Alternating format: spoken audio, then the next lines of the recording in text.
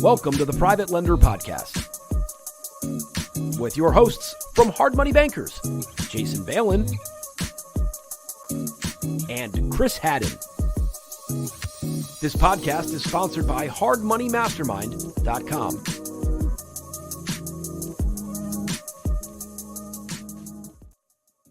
Hey everyone, Chris and Jason here, Private Lenders Podcast.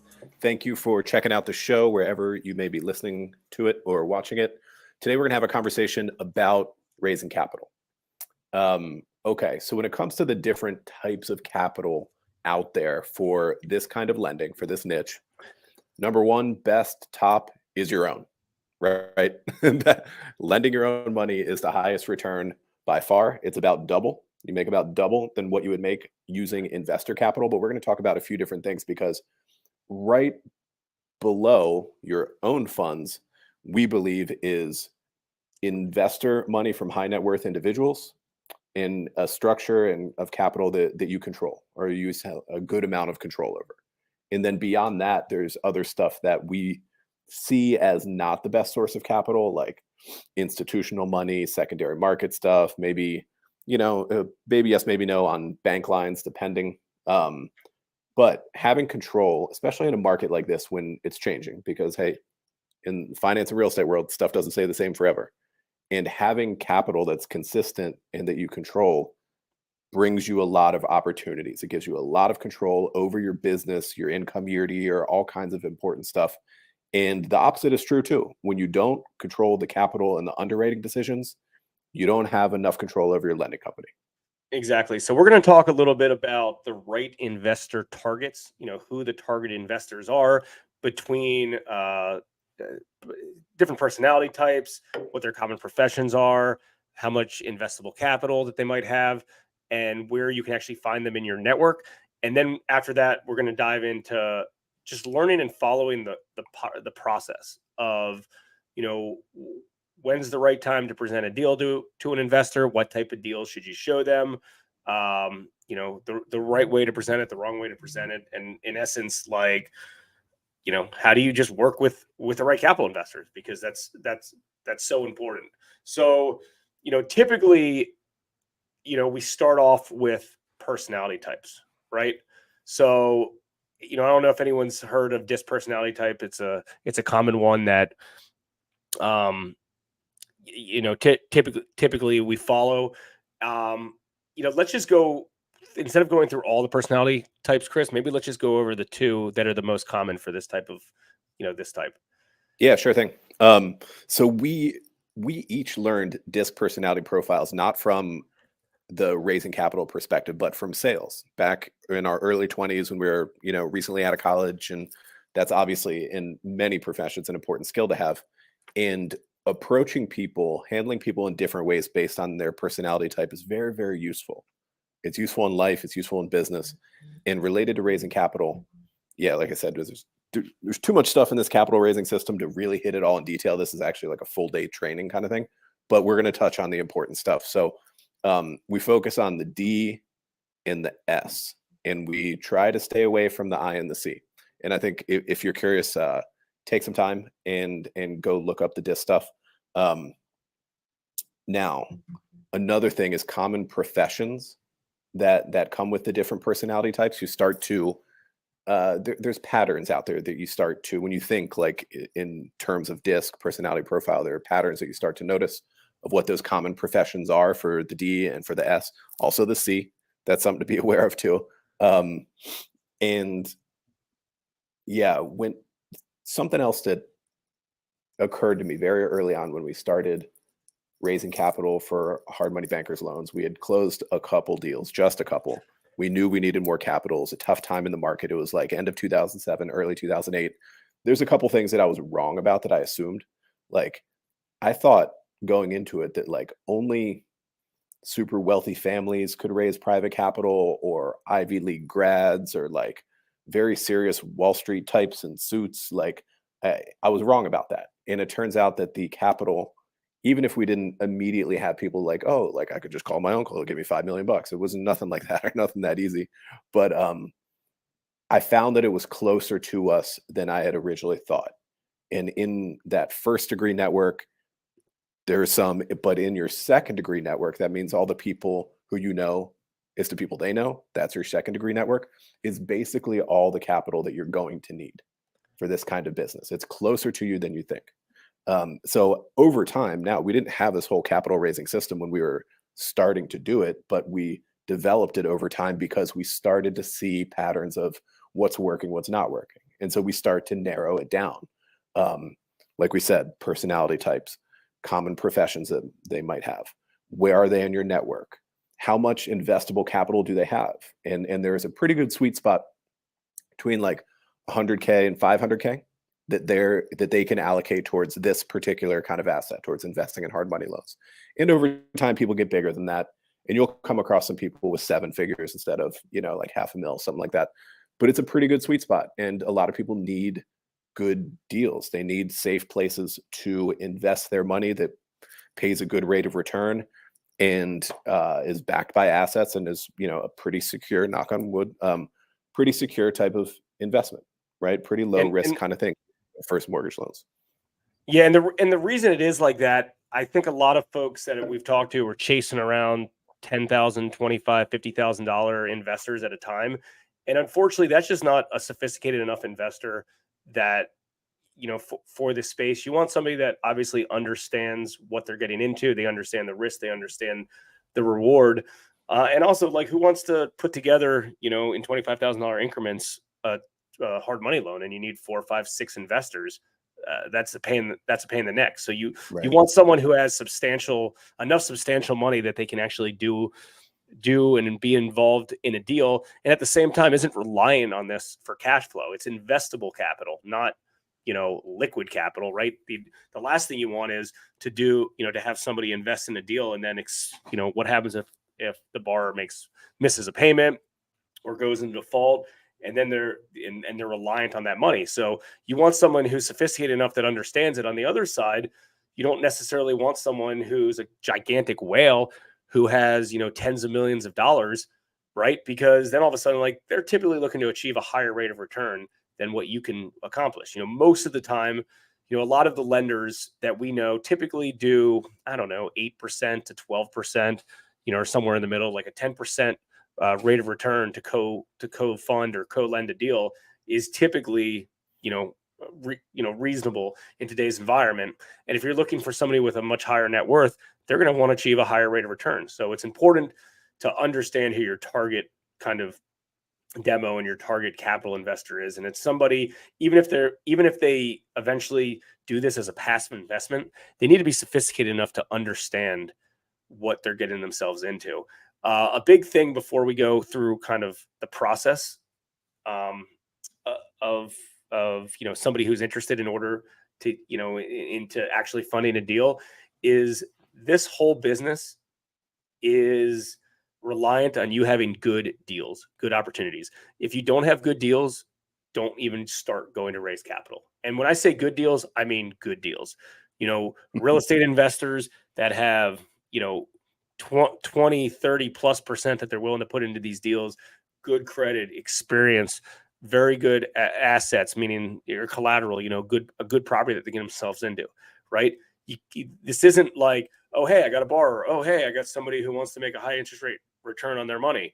Let me just marry the two and hopefully this works out. That's a recipe for failure. And 18 months from now, you're gonna, you're gonna be in a whole bunch of trouble for doing bad deals. Like, we're not Wells Fargo, we're not Bank of America, we're not mortgage brokers. We don't just do a deal and then hand off the problem to somebody else, right? We're doing good deals to the right real estate investors, and we're putting our own money into them, or these capital investors that are trusting us to raise money from them.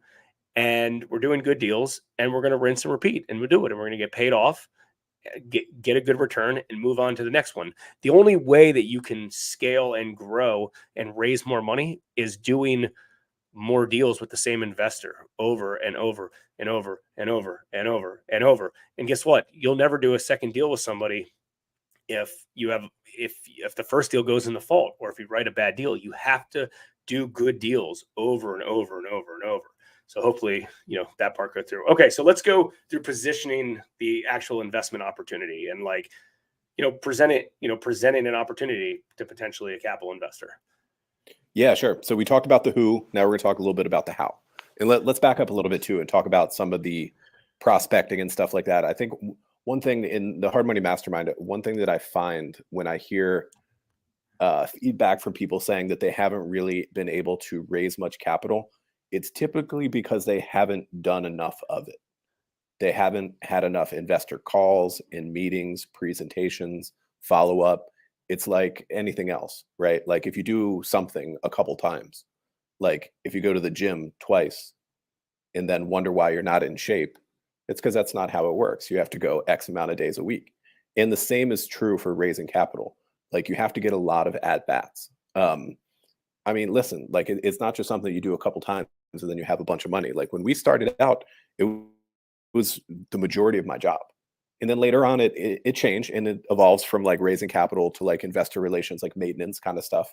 But it's always there. Investor relations is a job that's always there. And at the beginning, it was working with the people that I knew and trying to find referrals to people with investable capital, reaching out to these people, trying to get on the phone or send them our pitch deck, or even just like a quick email with bullet points of here's what we're looking to do. Any interest, let me know. And then also maintaining a database of these potential investors and the people who are already investing with us and staying in front of them by email, by sending out what we call small wins, like little good positive things that are happening at HMB. We closed a deal got paid off. Here's a before and after, like whatever we could point to. There was just a small little win in that people are earning good rates of return being invested in our loans. And so over time, people who were not yet in the game with us started to trickle in. And that's something that was constantly going on. So yeah, Jason mentioned positioning before, and that's an important part of raising capital in general and specifically towards this niche, is that we're in essence like a closed club, right? We have a few dozen people who invest alongside us, and it's an exclusive group. And I want people to know that it's not for everybody. Whenever people reach out, I'm like, hey, we're kind of heavy on capital, but we're growing. So it's possible we could have some availability in the future down the road. And that just kind of sets the tone of exclusivity, is that not everyone's allowed in. And we don't fish. We don't broadcast out emails saying, hey, like a crowdfunding company, you've probably seen those before, where they're like, oh, 50% of this $200K loan is funded, first come, first serve kind of thing, which I believe takes away from the exclusivity and the whole positioning of the investment. So related to presenting to people, when we have a bread and butter cookie cutter sort of hard money loan, like our total wheelhouse thing, right? Like 200K loan on an asset worth 325, bar's got good credit, experience, it's an area we know, absolute widget, wheelhouse, normal deal. Investors can't pass on that because this is like every deal. So you can't pass on something. And a lot of people will try to do that. A lot of people will do that, especially at the beginning, to kind of take control of the situation. And you really can't have that as the operator of a hard money company, having your investors like pick and choose your deals. Like that'll make life way too hard. And it's not necessary, right? As long as you're giving them the right stuff and they want to be in this niche, they like the rate of return, they like the security it has, there's no saying no, right? So that's something that's important to learn early on, because, hey, if you're saying no to a cookie cutter or hard money deal, maybe there's not the right kind of investing for you, right? So that positioning just kind of furthers how they're supposed to feel about investing in your deals. And I mean, keep in mind, every deal in essence is a widget. They're all the same. It's either a deal that works or it's a deal that doesn't work. And if a deal that doesn't work, you can't present it to a capital investor. If it's a deal you wouldn't lend with your own money or with your grandmother's money, like you can't do that deal. That's the point of it, is you're co-lending on some of these deals with other capital investors. And the point is it's a deal that works, or if it's a deal that doesn't work. And I think that's important. If you have a past or a background in being a mortgage broker or a mortgage banker or working at a mortgage company, is very, very different, right? Because in your old job, it's, oh, hey, Wells Fargo will do this deal, and you broker it to them and you move on, and it doesn't matter what happens down the road. In this game, it does, right? Because closing the loan is just step one. Step 2 through 10 is servicing the loan and getting repaid on the loan. So you got to make sure it's a good deal all the time. And that, goes back to doing right by your capital investors. So it's a different mindset shift that I think some other businesses, might have. So like what Chris was saying, early on when you're meeting with a potential capital investor, you can go through everything. They can take their time. You can give them sample deals that you've done in the past, or what a sample deal would look like, so they fully understand. And then that's the time that they determine if this investment's right for them or not right for them. Early on in it says, hey, these were the last 5 deals I did. Oh, wow, those look really good. And you know what the number one best, the best buying sign phrase is? Why wouldn't a bank just do this loan? If you have a capital investor that says that, why wouldn't a bank do this loan? That's what they should say to you. Then they get it and they're into it. Because a lot of the loans that you should be doing are bankable loans. The borrowers have good credit. They're putting down big down payments. They have experience. They know what they're doing. They have other options, right?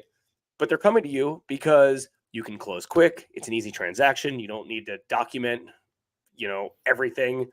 Their whole, their whole parent side of their family doesn't have to sign on loan docs, stuff that banks make it very difficult to do business with. So a lot of these deals are bankable, not all of them, but a lot of them are very, very good. So, if a capital investor says, well, why would they be willing to pay 13% interest rate in 3 points or 12.99% interest rate in 3 points? Because they need to move quick, and it's a good opportunity for them.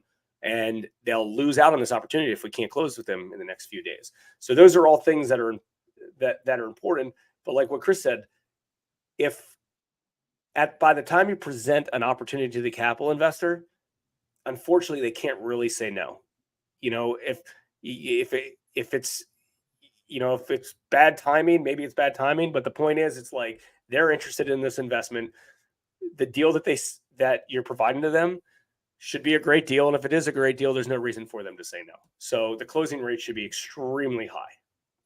Yeah, and it is, when done properly, when following the step-by-step thing, not trying to get too eager, offer them a deal too soon. Like, there's a whole cadence to it. And towards the end, so now we've identified who we're raising from and how to present to them. And then down the road, once you're doing deals, you have capital available, you have outstanding loans performing well, you're going to want to invest in a proper system. And the 2 main games in our industry now is the mortgage office or mortgage automator. We personally use mortgage office. We've been up and running on it for many years now, 7-10 years. And I know a lot of people in our inner circle of lenders use and really like mortgage automator.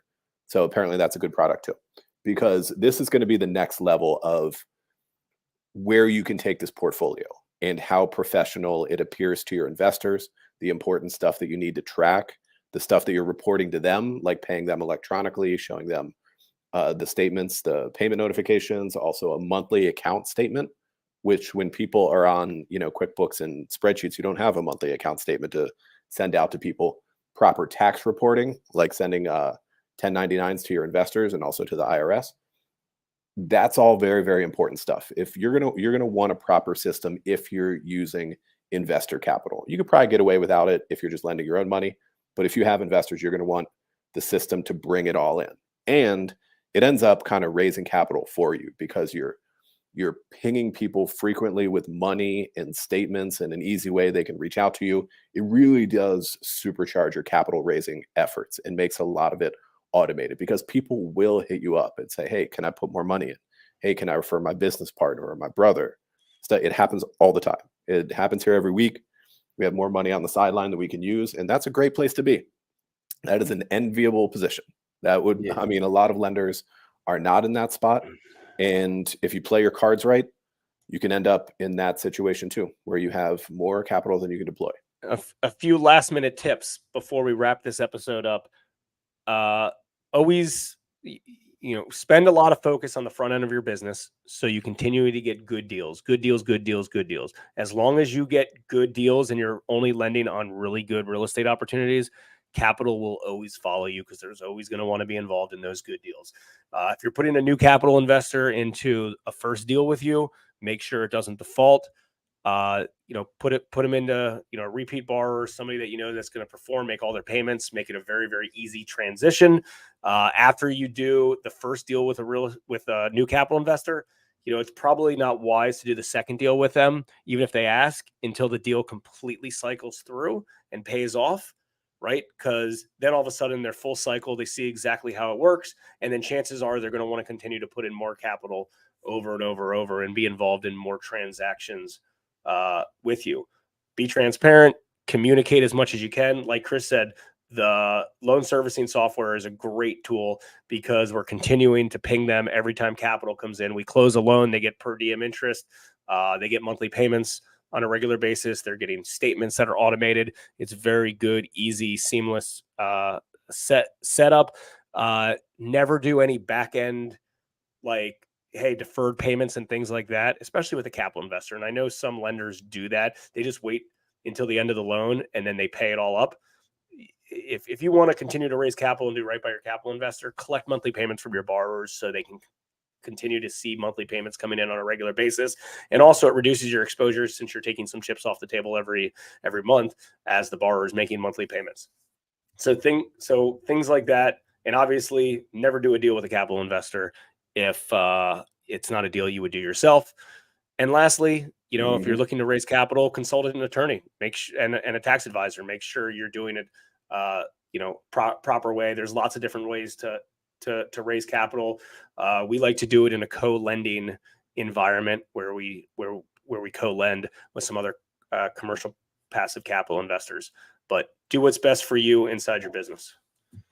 All right, guys. Thanks for checking out the show. We appreciate it. Wherever you might be watching or listening to this, please, if you wouldn't mind, leave us a comment or review, and we'll see everyone here next time in the Private Lenders Podcast. We hope you enjoyed this episode of the Private Lenders Podcast. Please note that the opinions stated by all the speakers on this show are only opinions and not intended for legal, financial, or accounting advice. Please make sure to always check with your own legal, accounting, and financial professionals. If you enjoyed this episode of the Private Lenders Podcast, we'd appreciate it if you would spread the word. Make sure to check out hardmoneymastermind.com, the #1 free community for new and experienced private and hard money lenders.